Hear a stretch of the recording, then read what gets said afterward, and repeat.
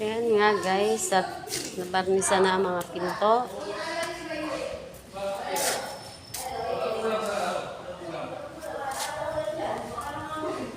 Ito, nabarnisa na rin.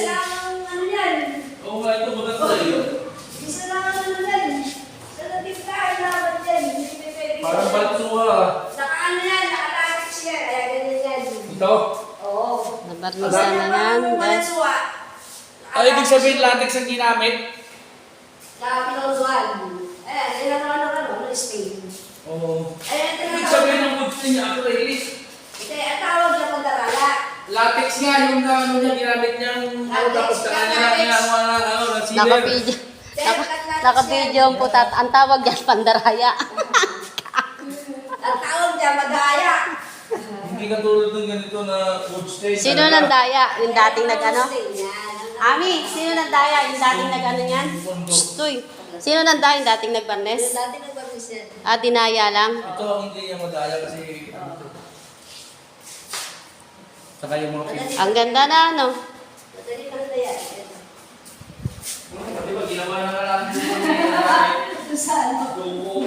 Puta yung napakalayo ng ibutak ko yun. Dating singing. Dugot! Saan? Nagpainom siya si Ah. Jojo. Ah. Eh, yung nagpunta tayo dun sa ano, sa putang Ang inang... layo. Ano yun? Sambales. Mangay. Eh, hindi ko dinaya yun doon. Hindi, ang hirap mo po. Parang abroad, ano? Oo. Tangina ko yun, oh. Puro buhangin ang po. Solar panel na gano'n kalaki, no? Wala nga naman yung ano doon, yung parang expector ah. Yung supervisor, expector. Kapag yun, napakatalo sa mga lahat na singitita ka lang yun eh. Talo tayo sa paghihintay, eh, no? Gago. Kung pwede nga na sabihin mo eh, Sir, malayo pa po ang uuwian namin.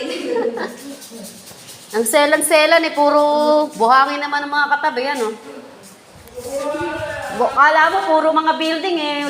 Sila lang naman ang ano doon, mag-isang building. Cheap naman yung ano nila, di ba? Tapos kita yung mga trabaho.